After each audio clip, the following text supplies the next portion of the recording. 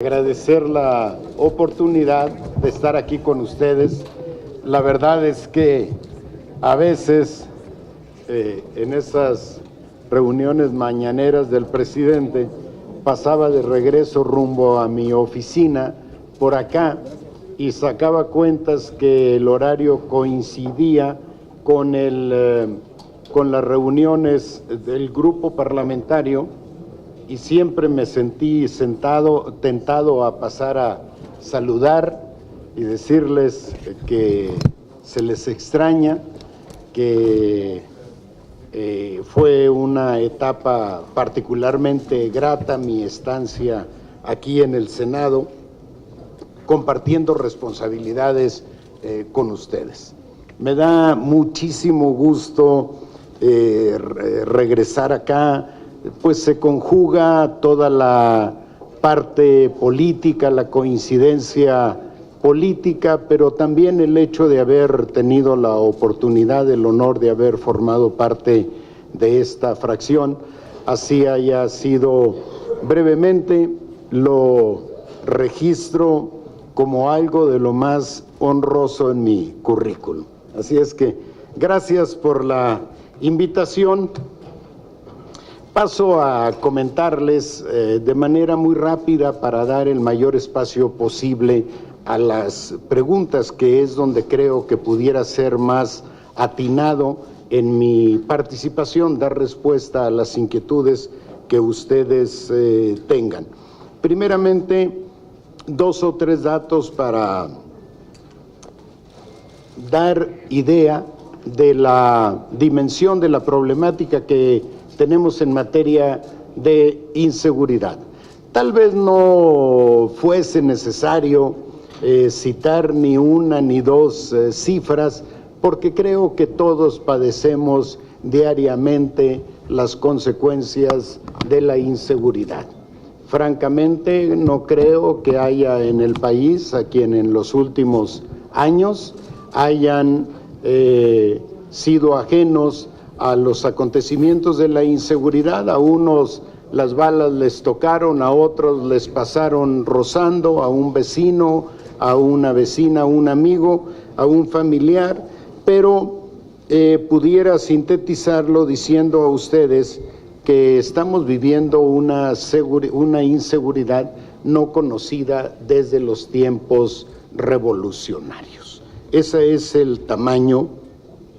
Los altos niveles de violencia han generado enormes costos para el país. El Foro Económico Mundial estima que el costo de la inseguridad en su conjunto, no solo lo que se gasta en seguridad, sino los costos asociados a la inseguridad, alcanzan el 21% del PIB.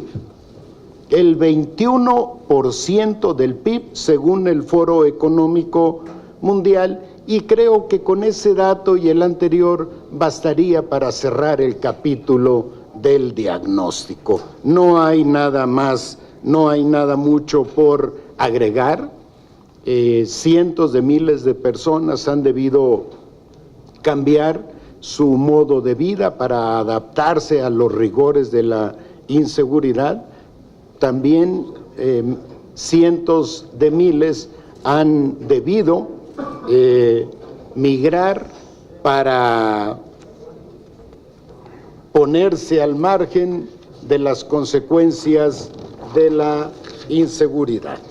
Las acciones fundamentales, tenemos 8 ejes fundamentales, estratégicos para mejorar las condiciones de seguridad en el país. El primero de ellos es combatir la corrupción en los cuerpos de seguridad.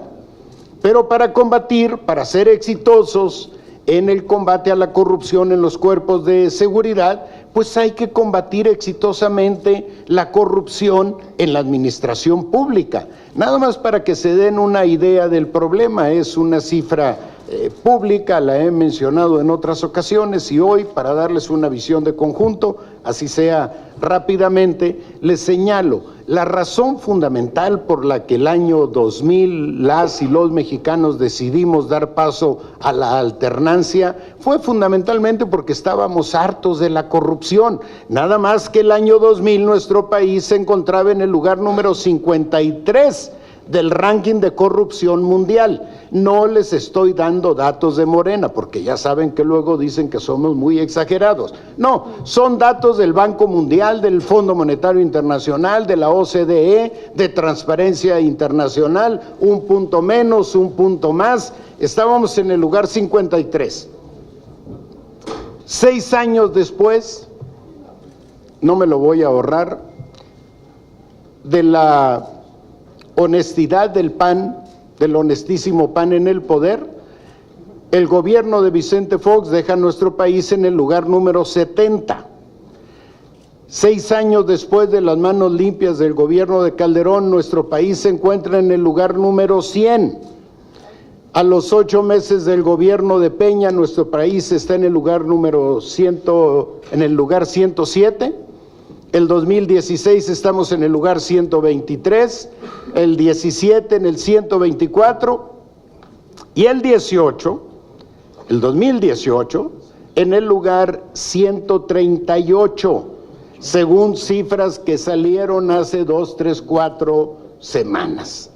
Entonces, y si eso sucede en el país, tenemos que asumir que eso sucede en la administración pública, que eso refleja fundamentalmente los niveles de corrupción que hay en la administración pública, y si eso sucede en la administración, imagínense lo que sucede en los cuerpos de seguridad, que están particularmente estigmatizados por los altos niveles de corrupción.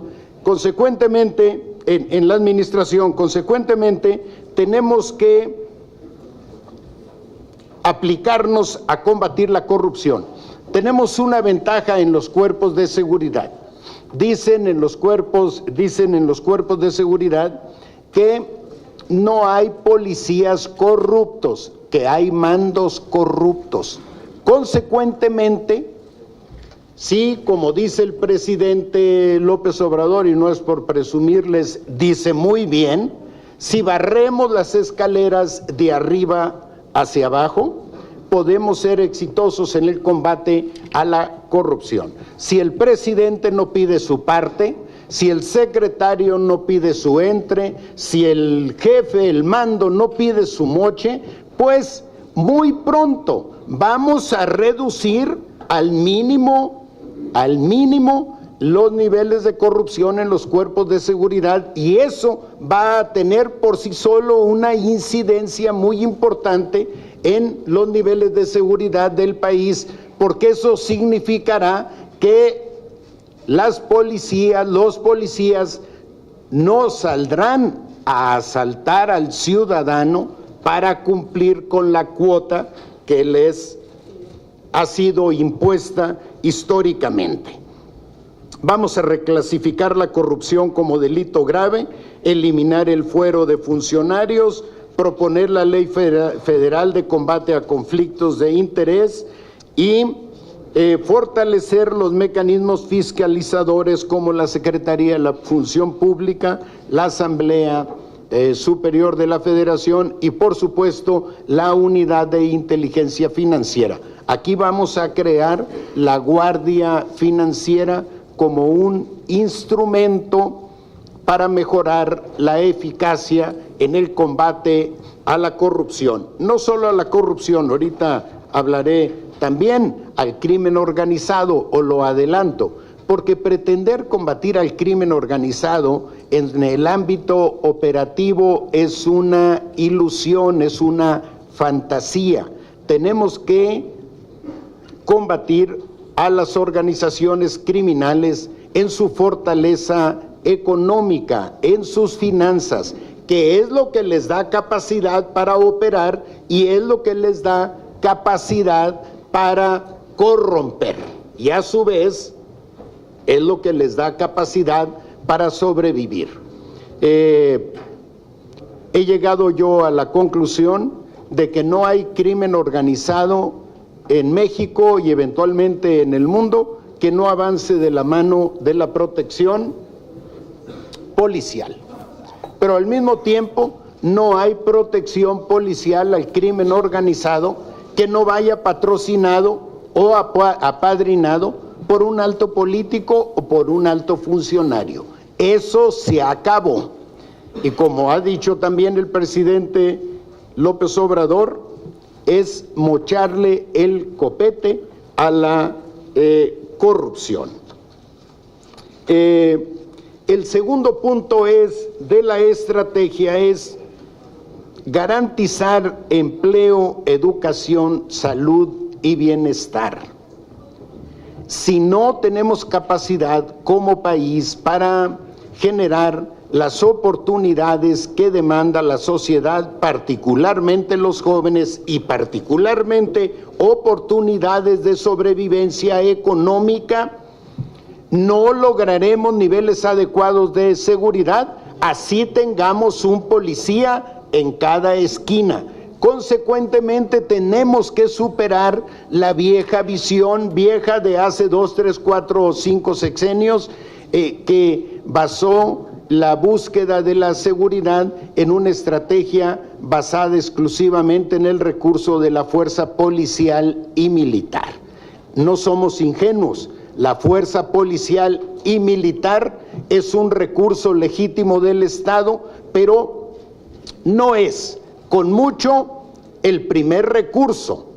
Es uno más de los recursos que tiene el Estado y debe ser invariablemente el último. Antes está la necesidad de modificar esta visión basada en el recurso de la fuerza para cambiarla por una visión amplia que nos permita ir a atender las causas profundas de carácter político, económico, social, cultural, particularmente económicas, que generan la inseguridad. No me detengo más en este tema, pero están ahí los programas de jóvenes, adultos mayores, becas, apoyo a discapacitados, etcétera, etcétera. Punto número 3, que nos distingue ya de otros gobiernos, es el pleno respeto y promoción de los derechos humanos. No vamos a utilizar la fuerza pública para reprimir, ni vamos a resolver los conflictos sociales reprimiendo a la población o a los manifestantes. Vamos a resolver esa problemática con trabajo político, con diálogo y con la respuesta correspondiente del gobierno de la República a esas demandas sociales. Aquí hemos insistido nosotros al proponer la creación de la Guardia Nacional, que uno de los ejes de su conformación será la capacitación, el conocimiento y la asimilación de una doctrina basada en el respeto y promoción de los derechos humanos. Número 4, regeneración ética de la sociedad. No solo está el combate a la corrupción. Buena parte de las razones que explican la inseguridad en el país es la